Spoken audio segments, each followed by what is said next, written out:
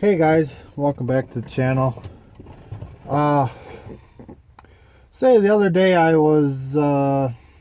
had a video out where I had loaded bales, and I actually mounted the camera down by the floor here, and I was watching myself as I was shifting up through the gears um, in the semi.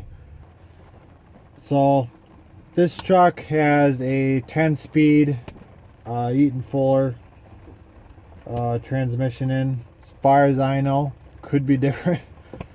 Um, and so I'm going to go ahead and just basically tell you guys how to drive. So there you can see the pattern. So basically you got 6 slots, 3 on the top, 3 on the bottom, or 3 forward and 3 back, and each one of those slots has 2 gears. So here's a shifter I gotta deal with. Sorry for the mess. We gotta figure out something on the trailer to get all these straps out of here. So you got your three slots. I don't know if it's gonna go into gear, shut off, but so basically I'm in the middle now. You could pull it over, go up, back, go all the way over. So you got your 6 slots, and then there's a splitter switch here. And I don't know if you guys can hear that. There's a little bit of air in the tank. So this switch controls a clutch pack underneath or in the transmission. And so once you get to 5th gear, which would be all the way over and down, you pop the switch and it puts pressure on a gear, and once you push it into neutral, then the gear actually pops in place, I guess, and then once you pull it back into what would be 1st gear is now 6th gear. That's called pre-selecting, that I was always told. One thing I need to say right away, this switch is actually upside down. Down should be the low, up should be the high. For some reason this switch is flipped around, so up is low, down is high. Really doesn't mess you up driving, but if you say come to a stop and wanna say get going again, sometimes that you get a little mixed up there. But yeah, so there is 3 pedals here. You got your gas, brake, and this is obviously the clutch. So before I knew anything about semis, I thought you had your clutch, you push your clutch in, you pulled it out of gear, you pushed it into gear, and you let off the clutch. Well, there's actually 2 different ways to do this, and that is not one of them. To start off, you got the double clutch, which was a little weird to me, but it is what it is. It's what everybody tells you to do. DOT, that's what DOT prefer. I shouldn't say that. DOT wants you to double clutch. When you talk to everybody, nobody does it, or very few people do it. The idea is to limit the stress on the drive shaft, and you don't want to be beating the heck out of your transmission and all that. So normally I'm empty right now. What I would do usually is pull it right into 3rd gear. So 3rd gear would be right in the middle and down. I don't know if I'll be able to do this, probably not. But anyways, theoretically I'm in third gear. And with these big rigs, the gears are not synchronized. What I mean by that is you have to shift at a certain RPM. Another disclaimer for this truck, the RPM gauge does not work. So I taught myself how to drive without it. And I'm actually pretty proud of that because, well, it's all about the RPMs here. But I was gonna get that fixed last time I had it in. They were working on the water pump, and I think they just had a lot of problems getting the incorrect part and all that they just kind of forgot about it. But anyways, so in theory I'm in third gear. First you'd have to push the clutch all the way down, not all the way down. Pull it into third gear, slowly let off the clutch, and you'd start to move forward. And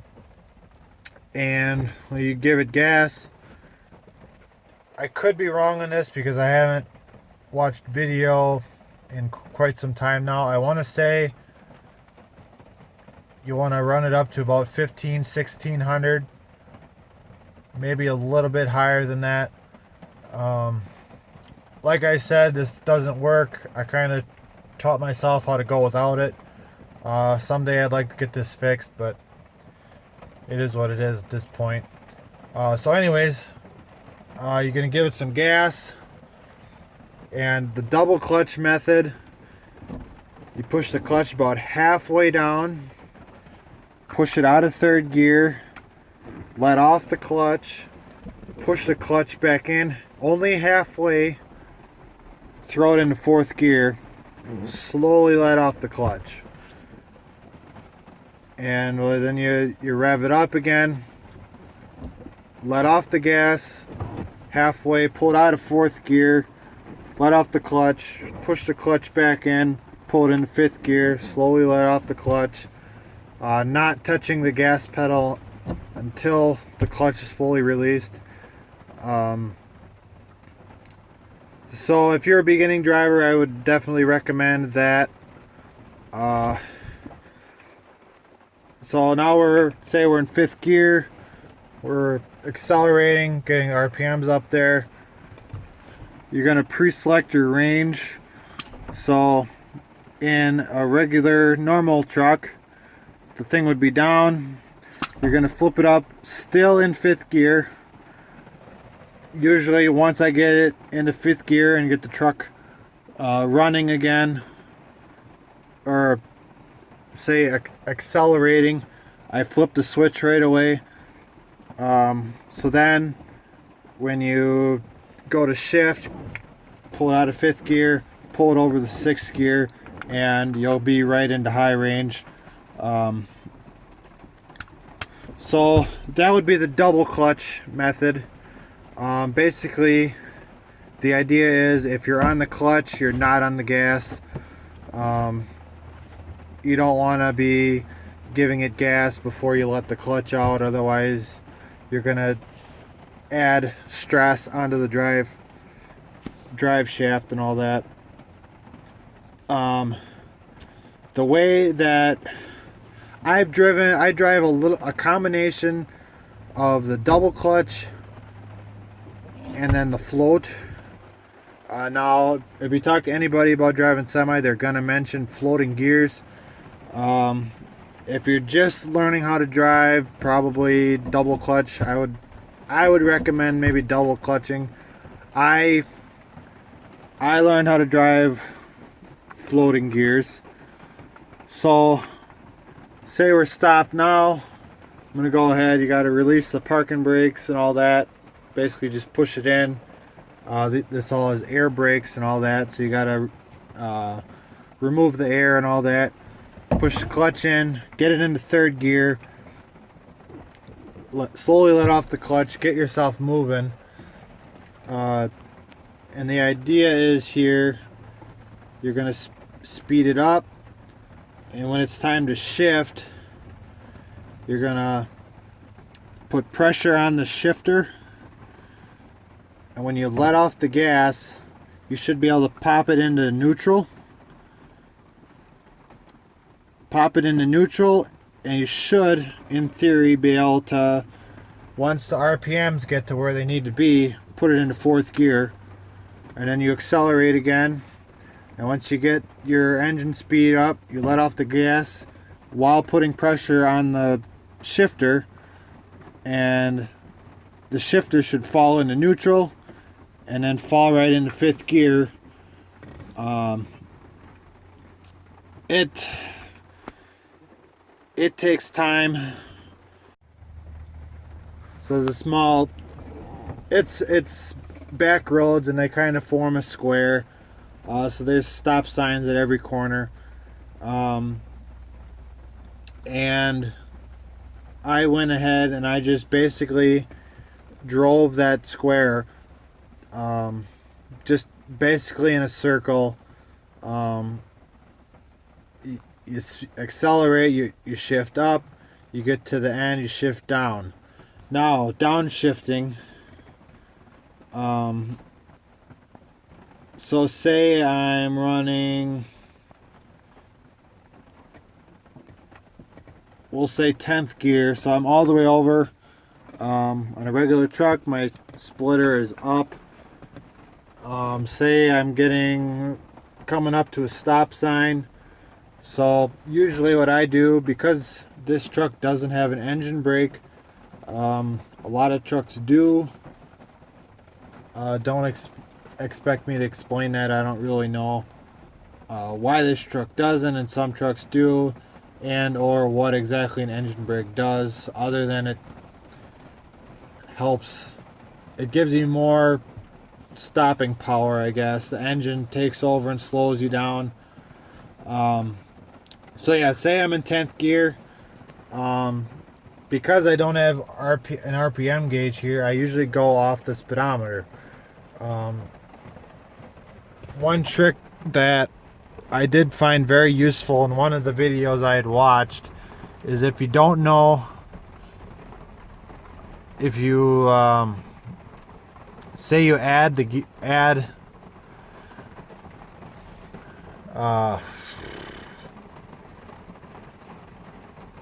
I'm just trying to explain this right. Say you find yourself lost, you're coasting, and you find yourself in neutral. Trying to figure out what gear that you should be going into isn't exactly easy.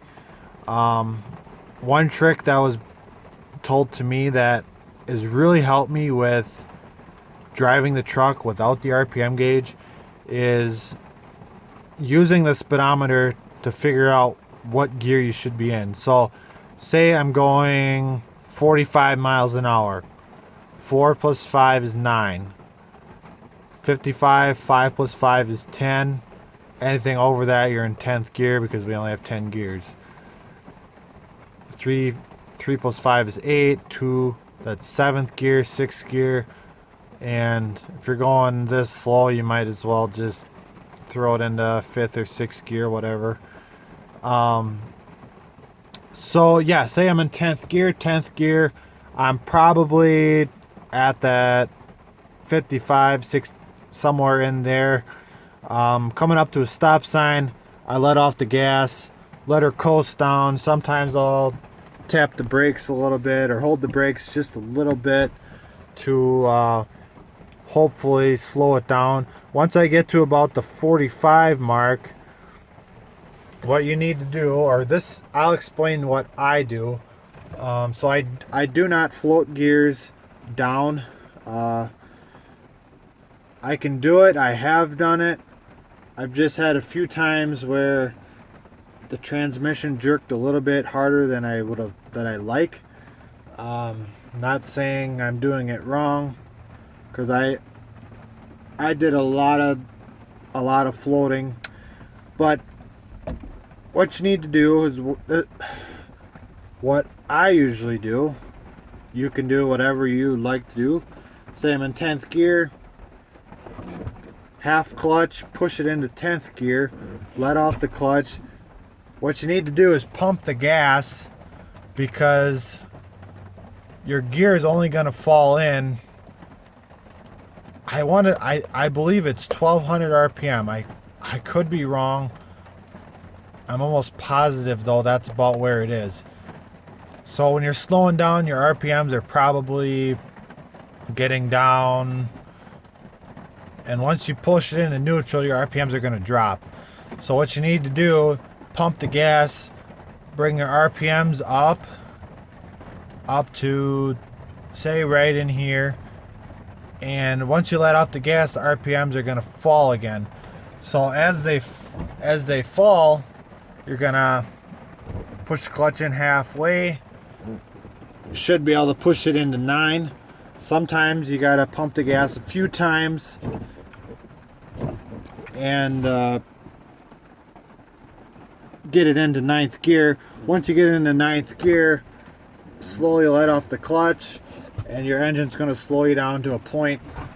And then sometimes you got to touch the brake again, push it in, pull it out of 9th gear, pump the gas, pull it into 8th gear, slowly let off the clutch.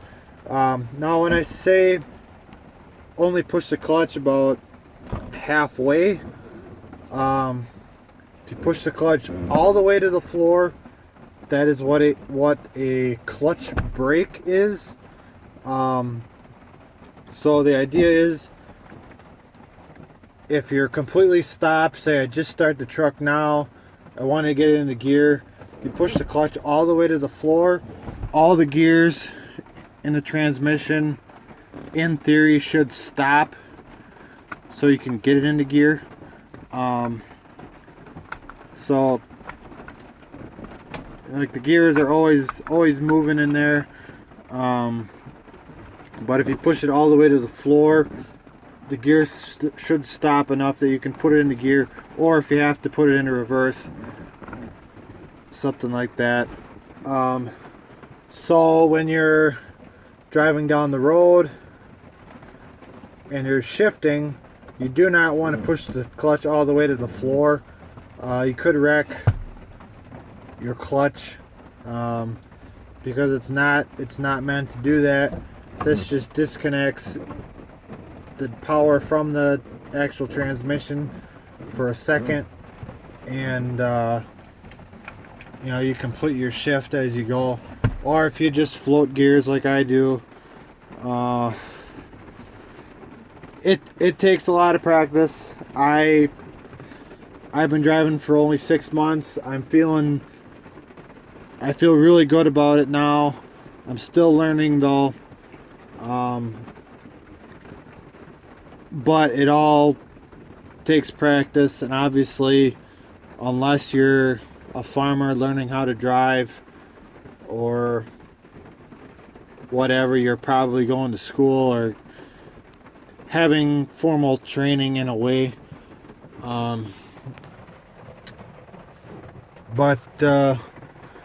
Yeah, so that's basically how to drive the semi.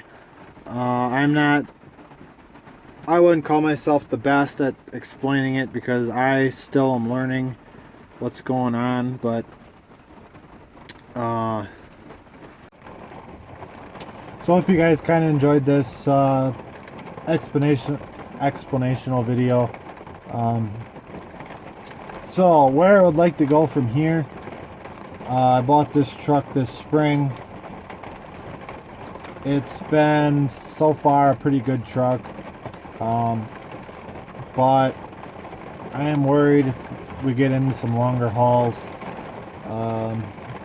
It's old. It's worked just fine other than coolant lines and the water pump, and for the most part that's been it. That's been giving me trouble, but probably gonna catch a lot of crap for this, but I would like to go to an automatic, and not necessarily for my sake, because I got this figured out.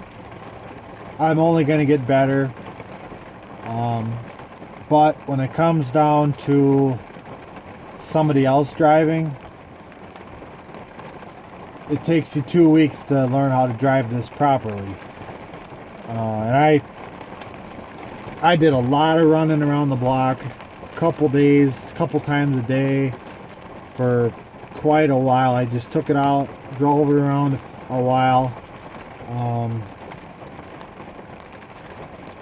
And I mean it takes time, and then you get a trailer on and it's a little bit different, and then you load the trailer and it's completely different. Your timings all got to be different.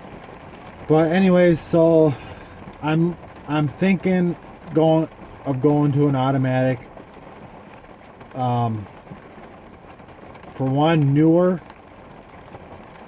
a newer truck, higher horsepower, probably in that 450 horsepower range, because eventually I'd like to get a grain hopper trailer. We can haul our own grain. We go get dry distillers. We can get like a semi load, and with that, grain storage. But that's a whole different. But going to an automatic, Dad could drive it, my brother could drive it, hell, my mom could drive it if she wanted to, potentially my girlfriend. Really, anybody can just jump in an automatic and drive. A little bit of training on everything, but basically you put it in drive and you go. I would really like that. Automatic would definitely be nice, especially for all the short hauling and getting somebody else in the truck, because right now we're a little bit jammed up. I'm the only one that can drive the truck, so I have to either stop everything, find someone to replace me, or Dad has to replace me and I gotta drive truck, and we're just kind of all jammed up in that aspect. But we'll see what happens. Hopefully in the next year or so. And for this truck, I actually probably wouldn't get rid of this truck. The little bit we talked this over, said, hey, we could keep the truck and go 2 trucks. This truck, we got a really good deal on it. It's old, it's a little bit beat up, it's not worth a whole lot, and having 2, that would really speed things up. If Dad could drive the automatic, I could drive this one. Some of those longer hauls we could get, say instead of 45 we get 90 bales on a trip. But we'll see what happens here in the next couple years, hopefully sooner than later. But please like, comment, subscribe. Any questions, throw them down there. And